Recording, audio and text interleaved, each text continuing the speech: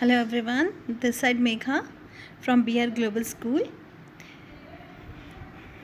Let's begin with our topic, what changed after October. This is our fifth lecture of History Chapter 2, Russian Revolution.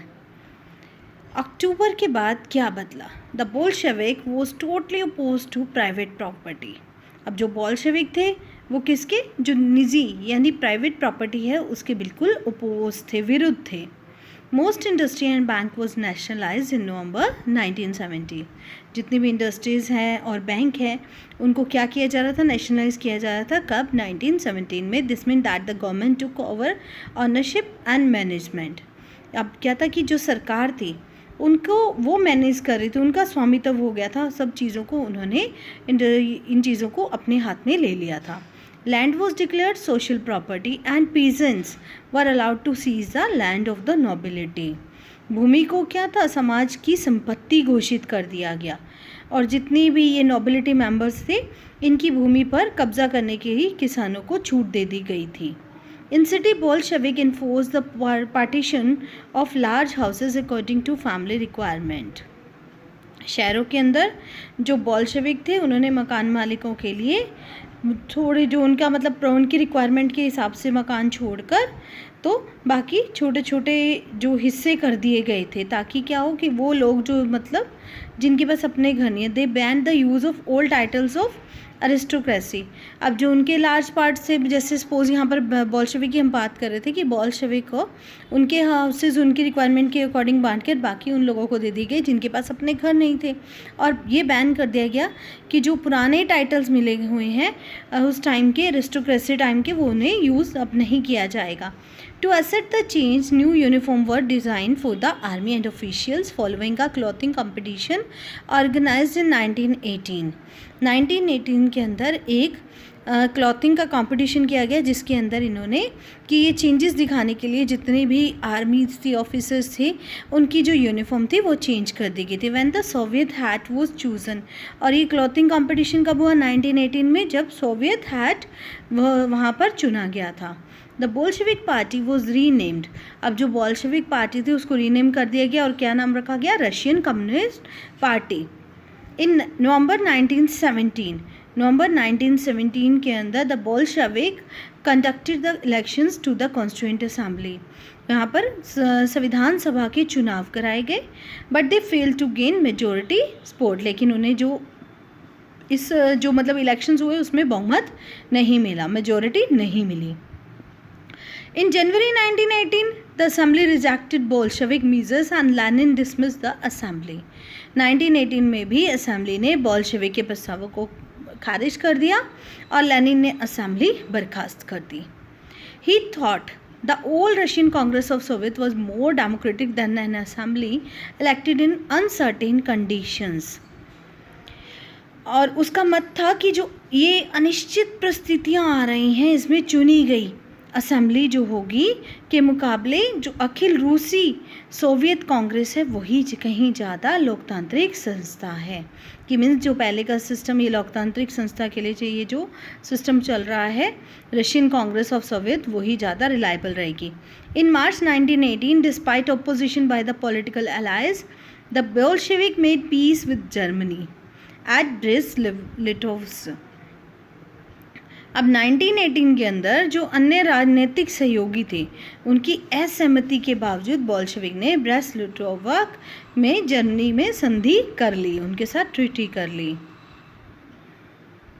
In the years that followed, the Bolshevik became the only party to participate in the election to the All Russian Congress of Soviet, which became the parliament of the country. अब यहाँ पर क्या था कि आने वाले सालों में जो बोल्शेविक पार्टी थी वो अकेली रशियन सोवियत कांग्रेस के लिए होने वाले चुनावों में हिस्सा लेने वाली सिर्फ एकमात्र पार्टी रह गई थी. और अखिल जो रूसी रशियन सोवियत कांग्रेस है वो अब देश की संसद का दर्जा दे दिया गया था उसे. Russia trade union was kept under party control. अब इसके अंदर क्या था, ट्रेड यूनियन को भी कंट्रोल में रखा गया पार्टी के. The secret police called the Cheka first the later OGPU and NKVD punished those who criticized the Bolshevik. अब जो आगे पुलिस थी, जो ट्रेड यूनियन थी, उन पर भी पार्टी का नियंत्रण रहता था, और इसके साथ साथ जो गुप्तचर पुलिस होते, सीक्रेट, वो जो थे वो क्या करते थे, पुनिश करते थे उन लोगों को जो बॉल्शेविक को क्रिटिसाइज करते थे. Many young writers and artists rallied to the party because it stood for socialism and for change. बहुत सारे जो युवा लेखक थे, कलाकार थे, वो भी पार्टी की तरफ आकर्षित हुए क्योंकि ये जो समाजवाद और परिवर्तन के प्रति समर्पित थी. After October 1917, this led to experiment in the art and architecture. इसके बाद 1917 के बाद कला और वास्तुशिल्प जैसे होता आर्किटेक्चर के क्षेत्र में बहुत सारे नए प्रयोग आरंभ कर दिए गए थे. But many became disillusion because of the censorship the party encourage. इस कारण अब ये जो पार्टी ने सेंसरशिप लागू कर दी थी, इस कारण पार्टी के बहुत सारे लोग थे जो खुश नहीं थे, जिनका यहाँ से अट्रैक्शन जो था वो पार्टी की तरफ से कम होता जा रहा था. Come to our next topic, that is the civil war. When the Bolshevik ordered land redistribution, the Russian army began to break up. बॉल्शेविकों ने जब भूमि के मतलब रीडिस्ट्रीब्यूशन के आदेश देने से अब जितनी भी रशियन आर्मी थी वो निराश होने लगी. Soldiers mostly peasant wish to go to home. अब जितने भी सैनिक थे वो अधिकतर सिपाही किसान थे, तो अब वो वापस घर जाने लगे. For the redistribution and deserted, क्योंकि वे भूमि की जो अभी दोबारा से रीडिस्ट्रीब्यूशन हो रहा था उसके लिए घर लौटना चाहते थे. Non-Bolshevik socialists, liberals and supporters of autocracy condemned the Bolshevik uprising. अब जितने भी ये मतलब लगा लीजिए लिबरल्स हैं, राजशाही के समर्थक हैं, जो गैर बोल्शेविक हैं, समाजवादी के बोल्शेविक विद्रोह, ये इनकी क्या करने लगे, विद्रोह की निंदा करने लगे, मतलब इनको अपोज कर रहे थे. Their leaders move to south Russia and organise troop to fight the Bolshevik. अब इनके लीडर कहाँ गए, साउथ रशिया में, और उन्होंने एक ट्रूप ऑर्गेनाइज किया जो किसके अगेंस्ट लड़ेगा, बॉल्शेविक्स के. उसका नाम क्या रखा गया, Reds. During 1918 and 1919 the Greens. अब यहाँ पर सोशलिस्ट रेवोल्यूशनरीज थे और उन्होंने क्या नाम रखा, whites. Control most of the Russian empire. वो किसको कंट्रोल करेंगे, ज़्यादातर रशियन एम्पायर को. They were backed by French, American, British and Japanese troop. All those forces who were worried at the growth of socialism in Russia. As this troop and the Bolshevik fought a civil war, looting, banditry and famine became common. अब जब इस time पर जैसे अमेरिकी, British, जापानी, फ्रांसीसी टुकड़ियों को भी समर्थन इन्हें मिल रहा था, वे सब रूस में हो रहे समाजवाद को फलते फूलते नहीं देखना चाहते थे. तो उन्होंने इन टुकड़ियों और बोल्शेविकों के बीच चले गृह युद्ध, जो इनका सिविल वॉर हुआ. इसके बीच में लूटपाट, डकैती, भूखमरी, ये जो समस्याएं आ रही थी ये बड़े पैमाने पर फैल गई. Supporters of private property among whites took harsh step. अब जो सपोर्टर्स थे, जो वाइट्स प्रॉपर्टी के हिमायती थे, मतलब उनकी फेवर में थे, उन्होंने बहुत ही ऐसे हार्श स्टेप, मतलब उनके खिलाफ बड़े सख्त रवैया, ज़मीन पर कब्जा करने वाले किसानों के खिलाफ एक सख्त रवैया अपनाया. Harsh steps were taken with peasant who had seized land. Such action led to the loss of popular support for the non-Bolsheviks. अब किसानों के खिलाफ इन्होंने जो काफ़ी इतना सख्त रवैया अपनाया था, उनकी इन हरकत के कारण जो गैर बोल्शेविक थे उनके प्रति जन समर्थन और भी तेज़ी से घटने लगा. By January 1920, the Bolshevik controlled most of the former Russian Empire. और जितने भी ये अगर हम बात करें कि फॉर्मर जो रशियन एम्पायर वाले थे, उनके अधिकतर भागों पर जनवरी 1920 तक बोल्शेविकों का अधिकार हो गया था. They succeeded due to the cooperation with non Russian nationalist and Muslim jadidist. Cooperation did not work where Russian colonists themselves turned Bolshevik. अब उनकी इन हरकतों के कारण जो था समर्थन तेजी से घट रहा था. अब 1920 के अंदर जनवरी तक बोल्शेविकों का अधिकार तो हो चुका था. उन्हें ये जो सफलता मिली थी ये मुस्लिम जदीदियों और गैर रूसी राष्ट्रवादियों की सहायता से ही मिली थी. वहाँ ये सहायता काम न आ सकी क्योंकि जहाँ रूसी उपनिवेशवादी ही बोल्शेविक विचारधारा के अनुयायी बन चुके थे. अब इन दिस सिचुएशन में मैनी वर कन्फ्यूज, बहुत से लोग कन्फ्यूज थे about what the Bolshevik government resented, कि अब ये कैसा होगा, किस तरह से उनकी मदद की जा सकती है या नहीं. Partly to remedy this most known Russian nationalist was given political autonomy. In the Soviet Union as USSR, the state and Bolshevik created from the Russian empires in December 1922. But since this was combined with unpopular policies that the Bolshevik forced to local government to follow, like the harsh discouragement and nomadism, attempt to win over different nationalities were only party successful. अब ये जो आंशिक रूप से मतलब partly जो था, इस समस्या से निपटने के लिए ज़्यादातर जो गैर रशियन नेशनलिस्ट को सोवियत यंग यानी यूएसएसआर दिसंबर 1922 के अंदर रूसी साम्राज्य ने बोल्शेविकों द्वारा स्थापित किया गया और राज्य के अंतर्गत राजनीतिक यानी जो पॉलिटिकल ऑटोनॉमी थी उसको दे दी गई स्थानीय सरकारों पर, क्योंकि बोल्शेविक कई अलोकप्रिय और सख्त नीतियां थोप दी गई थी. इसमें उन्होंने जितना ये घुमंतु होते हैं, नोमैडिज्म होते हैं, उनको भी रोकना था.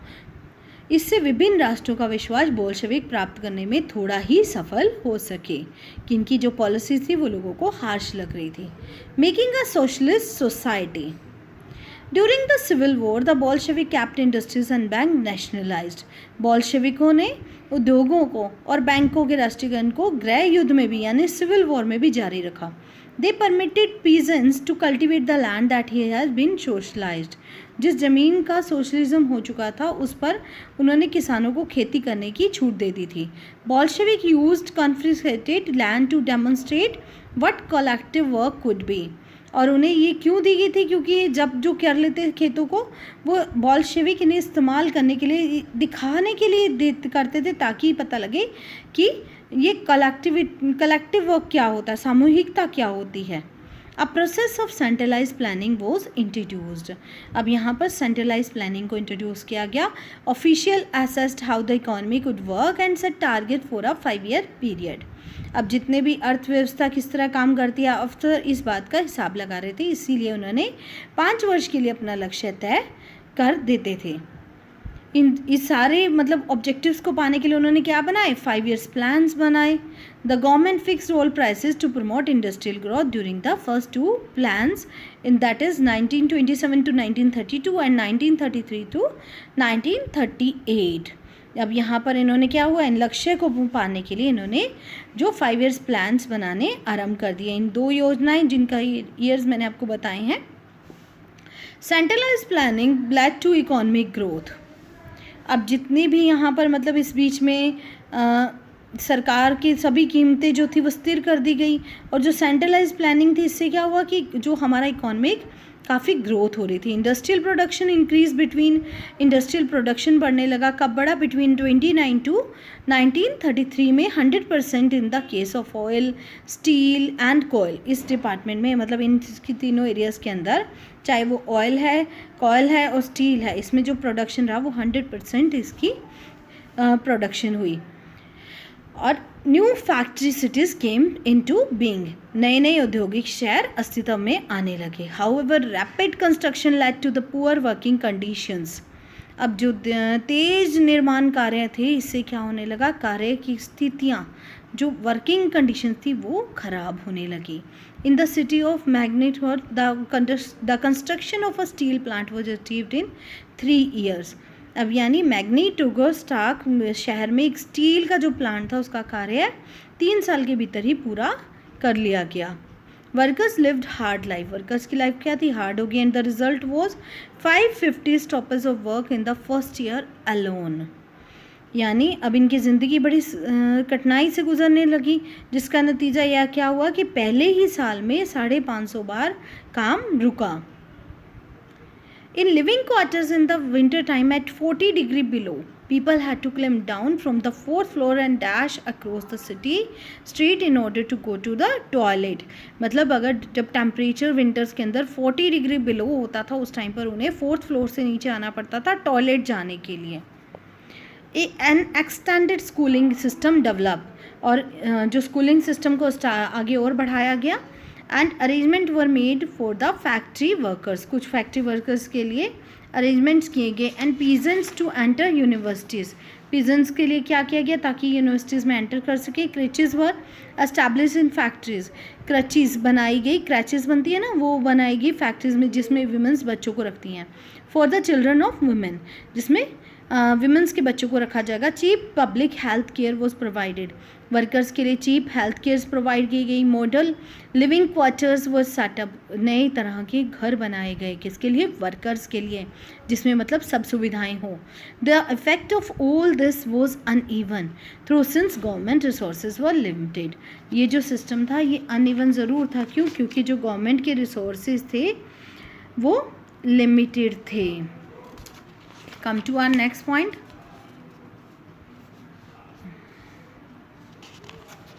That is Stalinism and collectivism. Lenin के बाद जो कंट्रोल किया वो स्टालिन ने किया था। The period of early planned economy was linked to the disaster of the collectivization of agriculture. अब खेती के अंदर जो कलेक्टिवाइजेशन से पैदा हुई तबाही से नियोजित अर्थव्यवस्था का आरंभिक दौर जुड़ा हुआ था। By 1927 to 28, the town in Soviet Russia was facing an acute problem of grain supplies. अब ये किस तरह की ग्रेन की सप्लाई की प्रॉब्लम बहुत ज़्यादा फेस कर रहे थे। The government fix prices, government ने क्या कर दिया था, एक फिक्स प्राइस पर ही हमें अनाज बेचना होगा। But the peasant refuse to sell their grain to government buyers at these prices, जो पीजेंट थे वो इस प्राइस पर अपना अनाज बेचना नहीं चाहते थे। Stalin who headed the party, Stalin कौन था, जो पार्टी को देखी कमान को संभाले हुआ था, किसके बाद, after the death of Lenin. Introduce form emergency measures, अब उसने क्या किया, स्थिति से निपटने के लिए उसने बहुत कुछ सख्त कदम उठाए। He believe that the rich peasants and traders in the countryside were holding stock in the hope of higher prices, कि लोग इसलिए अपने अनाज को वहाँ पर इकट्ठा करके रखें ताकि कि हमें इनके अच्छे दाम मिल जाएंगे। Speculation had to be stopped and supplies confiscated, अब वो चाह रहा था कि सट्टेबाजी जो होती है, स्पेकुलेशन, स्थिति पर नियंत्रण करने के लिए ज़रूरी था कि सट्टेबाजी पर अंकुश लगाने के साथ साथ व्यापारियों के पास से अनाज भी जब्त किया जाए। In 1928, party members toured the grain producing areas, अब यहाँ पर पार्टी के जो मेंबर्स थे उन्होंने क्या टूर किया, जहाँ पर ग्रेन प्रोड्यूसिंग एरियाज से सुपरवाइज किया उन्हें। Enforce grain collection and raiding kulaks, अब जो 1928 के अंदर उन्होंने उन इलाकों में तो गए, वहाँ पर कुलकों के ठिकानों पर छापे मारे और किसानों से उन्होंने अनाज खरीदा। As shortage continued, the decision was taken to collective farms. It was argued that grain shortages were partly due to the small size of holding. After 1917, land has been given over to the peasant. These small-sized peasant farms could not be modernized to develop modern farm and run them along industrial lines with machinery. It was necessary to eliminate kulaks, take away land from peasant and establish state-controlled large farms. अब जब उन्होंने वहाँ से अनाज तो खरीदा वहाँ पर, तो यहाँ पर क्या था, अनाज की कमी, जब इसके बाद भी अनाज की कमी बनी रही तो खेतों में सामूहिकरण का फैसला लिया गया। और इस फैसले के पक्ष में क्या तर्क दिया गया कि अनाज की कमी इसलिए है क्योंकि खेत बहुत छोटे छोटे हैं और 1917 के बाद ज़मीन किसानों को सौंप दी गई है।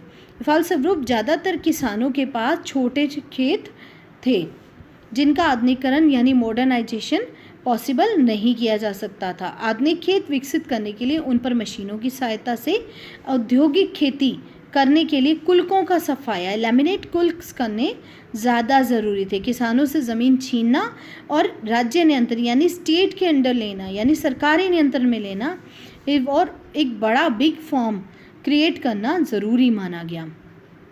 What followed was Stalin collectivisation programme, Stalin ने इसके बाद सामूहिकरण कार्यक्रम आरंभ कर दिया। From 1929 the party forced all peasant to cultivate in collective farm, और 1929 के बाद किसानों को कहा गया कि आप एक सामूहिक खेतों में काम करेंगे। The bulk of land and implements were transfer to the ownership to of collective farm. सामूहिक खेतों के ही स्वामित्व अधिकतर जमीन और साजो सामान सौंप दिया गया था। Peasant works on the land and the kulaks profit were shaped. और जो इकट्ठे मतलब कलेक्टिव प्रॉफिट होगा वो सब किसानों में बांट दिया जाएगा। Encourage peasant resisted the authorities and destroyed their life stock. अब जो किसान थे वो गुस्से में थे तो उन्होंने बहुत सारे अपने लाइफ स्टॉक्स को मारना स्टार्ट कर दिया। Between 1929 to 1931 the number of cattle fell by 1/3 cattles की जो नंबर से जो काउंटिंग थी वो कम हो चुकी थी। Those who resisted collectivisation were severely punished. जो ये चीज़ों को मना कर रहे थे, जो लोग इस चीज़ के विरोध में थे, उन्हें सख्त सज़ा दी जाती थी। Many were deported and exiled.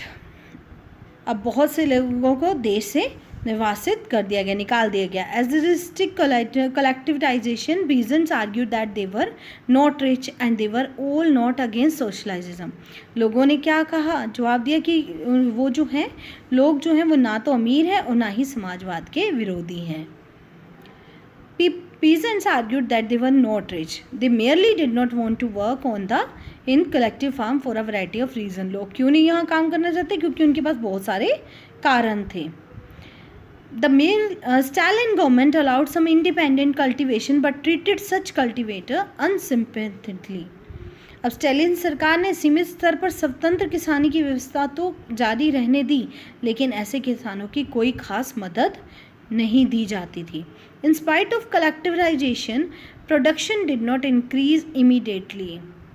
सामूहिकरण के बावजूद उत्पादन में नाटकीय वृद्धि तो हुई, लेकिन जो 1930 से 1933 की खराब फसल होने के बाद तो सोवियत इतिहास का सबसे बड़ा अकाल पड़ा। डिवास्टिंग फैमाइन हो गई और इस वजह से 40 लाख से ज़्यादा लोग मारे गए।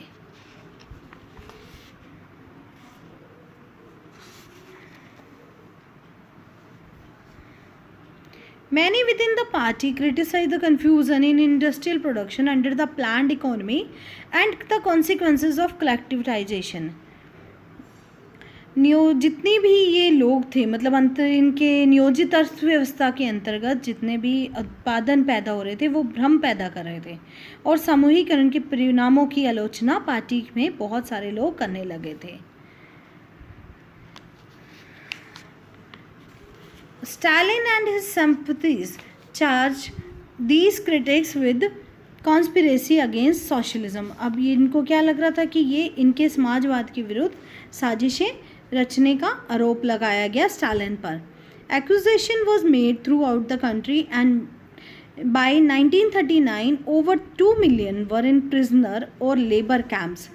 तो 1939 तक आते आते 20 लाख से अधिक लोगों पर इस तरह के आरोप लगाए गए। उन्हें या तो लेबर कैंप्स में भेज दिया गया या जेल में भेज दिया गया।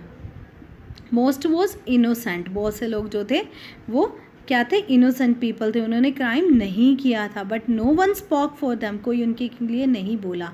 ए large number force to make false confession under torture and were executed. Several among them were talented professionals. बहुत सारे लोगों को तो यातनाएं दे देकर इस आशय के बयान लिखवा लिए गए कि वो समाजवाद के विरुद्ध साजिश में हिस्सा लिया था उन्होंने, और इसी आधार पर उन्हें मार दिया गया। और कई प्रतिभावान पेशेवर लोग थे इसमें, मतलब बहुत से प्रोफेशनल पीपल्स भी थे। Come to the last topic, the global influence of the Russian revolution and the USSR। Existing socialist party in Europe did not wholly approve of the way the Bolshevik took power and kept it. Europe की जो समाजवादी पार्टियां थी Bolshevik के, उस तरीके से सहमत नहीं थी जिससे उन्होंने सत्ता पर कब्जा किया था। However the possibility of a worker state fired people's imagination across the world. और लेकिन दुनिया भर के लोगों में मेहनत कशों के राज्य की स्थापना की आशा जगा दी थी। In many countries communist party were formed. कई जगहों पर कम्युनिस्ट पार्टी को फॉर्म किया गया, like the communist party of Great Britain.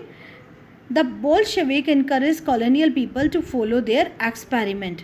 जितने भी ये बोल्शेविक थे उन्होंने क्या किया, उपनिवेशों की जनता को उनके रास्ते का अनुसरण करने के लिए, उनकी मतलब तरीकों को फॉलो करने के लिए प्रोत्साहित किया. Many non Russian from outside the USR participated in the conference of people in the east and Bolshevik founded Comintern. Some received education in USSR, Communist University of the Workers of the East. By the time of outbreak of Second World War, the USSR had given socialism a global face and world structure. जैसे अब बहुत सारे देशों में communist party का तो establish हो गई थी. जैसे इंग्लैंड में communist party of Great Britain की स्थापना की गई. बोल्शेविकों ने उपनिवेशों की जनता की भी उनके रास्ते का अनुसरण करने के लिए प्रोत्साहित तो किया. सोवियत संघ के अलावा भी बहुत सारे देश थे जो प्रतिनिधि जो कॉन्फ्रेंस ऑफ द ईस्ट यानी 1920 और बोल्शेविकों द्वारा बनाए गए कमिंटर्न समाजवादी पार्टियों का हिस्सा बने. कुछ विदेशियों को सोवियत संघ की communist university of the east में शिक्षा दी गई. सोवियत संघ के कारण दूसरा विश्व युद्ध आरंभ होने तक समाजवाद को एक विश्वव्यापी पहचान और हैसियत मिल चुकी थी. Yet by the 1950 it was acknowledged within the country that the style of government in the USSR was not in keeping with the ideal of the Russian Revolution. लेकिन 50 के दशक के रूप में लोग ये समझने लगे थे कि देश में शासन क्रांति के आदर्शों के अनुसार नहीं चल रहा है. इस बात को विश्व समाजवादी आंदोलन में भी मान लिया गया था कि सोवियत संघ में सब कुछ ठीक ठाक नहीं चल रहा है. एक पिछड़ा हुआ देश महाशक्ति बन चुका है. In the world socialist movement to it was recognised that it was not well in the Soviet Union. A backward country has become a great power. Its industries and agriculture had developed and the poor were being fed, but it had denied to essential freedom to its citizen. अभी भी जितने अगर हम देखें कि जो गरीब लोग थे जैसे उसके उद्योग और खेती विकसित हो चुके थे और गरीबों को भोजन मिल रहा था, वहाँ के जो नागरिक थे उन्हें अभी भी जितनी फ्रीडम मिलनी चाहिए वो नहीं मिली थी. By the end of the 20th century, the international reputation of the USSR as a socialist country had denied through it was recognized that socialist ideals still enjoy respect among its people, but in each country the ideal socialism rethought in a variety of different ways. अभी जो 20वीं सदी आ गई थी उसके अंत तक भी समाजवादी देश के अंदर राष्ट्रीय स्तर पर सोवियत संघ की प्रतिष्ठा को काफ़ी कम रह गई थी. और हालांकि वहाँ के लोग अभी भी समाजवाद के आदर्शों का सम्मान करते थे, लेकिन सभी देशों में समाजवाद के बारे में विविध प्रकार के अभी दोबारा पुनर्विचार किया गया. यहाँ पर हमारा टॉपिक ख़त्म होता है. Thank you so much. Prepare your notes at home. Stay home, stay safe. Thank you.